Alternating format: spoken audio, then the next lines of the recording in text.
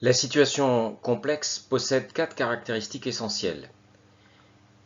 Première caractéristique, il faut opérer un ciblage de l'objet d'enseignement. Deuxième caractéristique, elle concerne nécessairement et elle mobilise nécessairement différents types de ressources. Elle possède une dimension inclusive. Et enfin, quatrième caractéristique, elle permet la validation de la compétence. La situation complexe doit renvoyer à un objet d'enseignement précis. L'objet d'enseignement est ce qui vaut le coup d'être enseigné en regard de la spécificité de la PSA. Et bien sûr, ce qui vaut le coup doit être également enseignable, accessible aux élèves. Je vous donne un exemple en badminton. L'objet d'enseignement en badminton, ce que les élèves doivent ressentir lorsqu'ils jouent au badminton, c'est l'alternative attaquer-défendre. Il y a des moments où on peut attaquer, il y a des moments où on est obligé de défendre. Et il peut y avoir dans cet objet d'enseignement une certaine évolution. Dans les premiers cycles, où les élèves finalement ne font que défendre, parce qu'ils se contentent de renvoyer le volant, il faut les amener à rompre le point. Dans un deuxième cycle, on peut les amener à exploiter une situation favorable. Dans un troisième cycle, à construire une situation favorable. Et puis dans un quatrième cycle, à s'adapter aux caractéristiques de l'adversaire. On va toujours avoir le même objet d'enseignement, l'alternative attaquer-défendre, mais cet objet d'enseignement va être étudié selon 4 axes différents, progressifs, en fonction du niveau du cursus. Deuxième caractéristique des situations complexes, la situation complexe doit permettre d'acquérir les différentes dimensions de la compétence. D'un côté, il faut que la situation complexe permette de valider plusieurs domaines du socle et plusieurs compétences générales du collège. Et puis au lycée, il faut que la situation complexe permette effectivement de valider des contenus disciplinaires, mais permette également de valider la composante méthodologique et sociale. Pour faire simple, la situation complexe doit être une source de transformation pour tous les élèves. Elle doit donc engendrer une activité d'adaptation motrice chez les élèves. Et tous les élèves n'ont pas le même niveau, donc il va falloir trouver des adaptations. Il faut que la situation complexe engendre la réflexion et la mise en projet. Elle doit amener l'élève à se poser des questions. Où est-ce que j'en suis? Quels objectifs dois-je me fixer? Que dois-je faire pour progresser? Où j'en suis? Et ainsi de suite, de manière circulaire, à essayer d'être actif et réfléchi dans l'apprentissage. Enfin, la situation complexe doit faciliter les interactions entre les élèves. Les rôles sociaux doivent être valorisés. Et la résolution de la situation complexe peut nécessiter de l'entente, voire de l'entraide entre plusieurs élèves. Du fait de cette variété de ressources, une situation complexe peut présenter différents axes de résolution.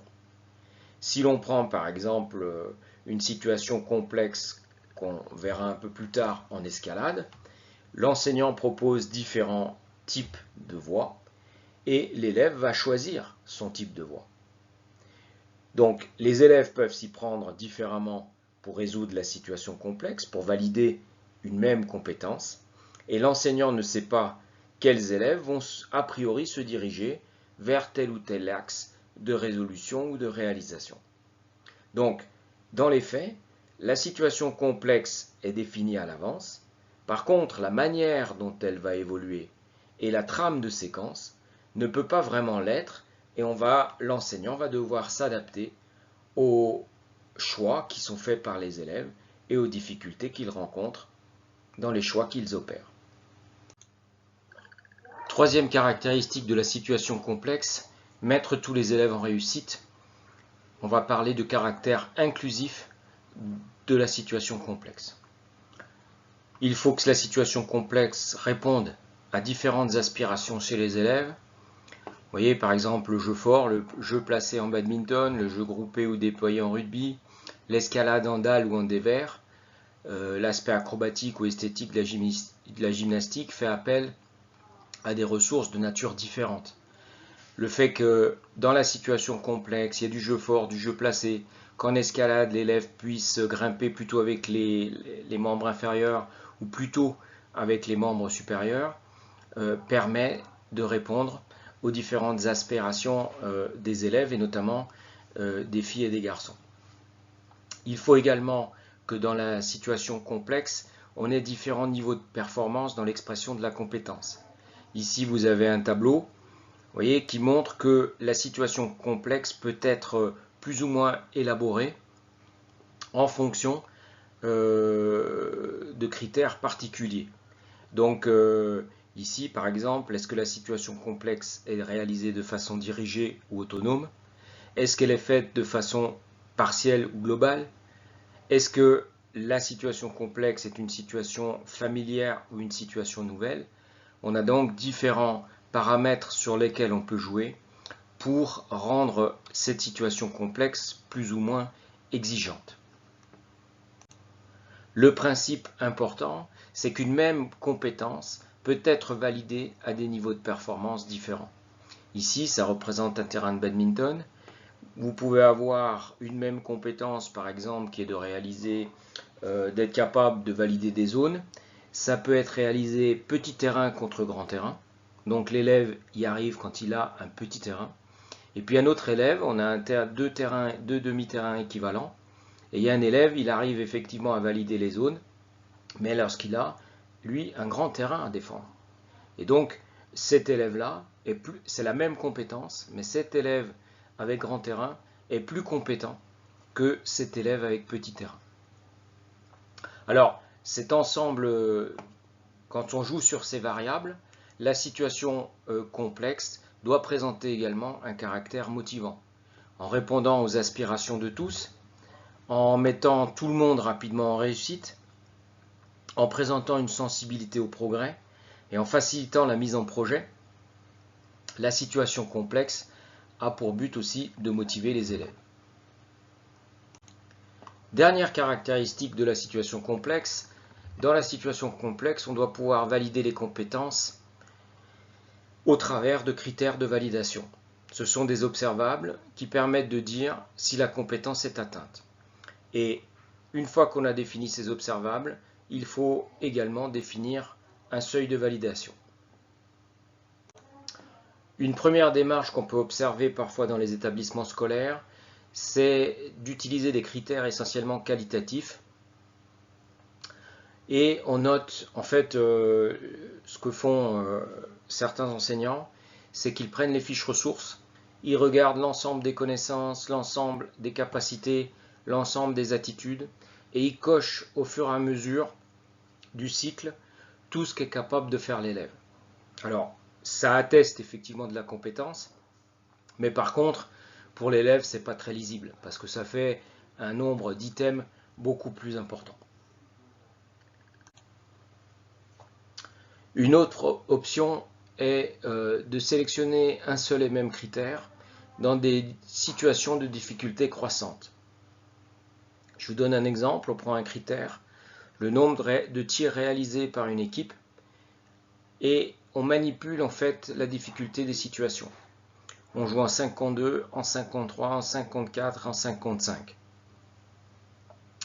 Et en fait, on garde le même critère, mais on fait varier les conditions de réalisation.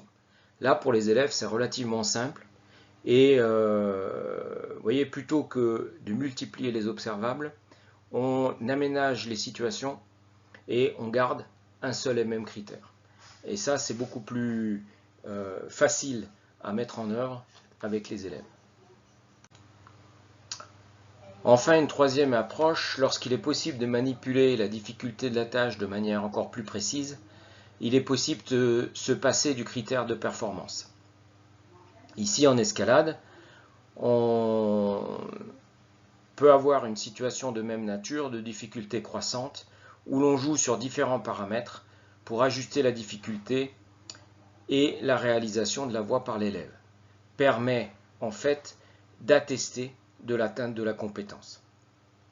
En volleyball, par exemple, battre à deux un joueur seul au volley atteste de la compétence. Il n'y a pas besoin de critères. Le simple fait de le battre atteste de la compétence. Et donc, en manipulant les conditions du jeu, on peut se passer de critères. Ce qui rend là encore plus simple la démarche de validation de la compétence et sa compréhension par les élèves.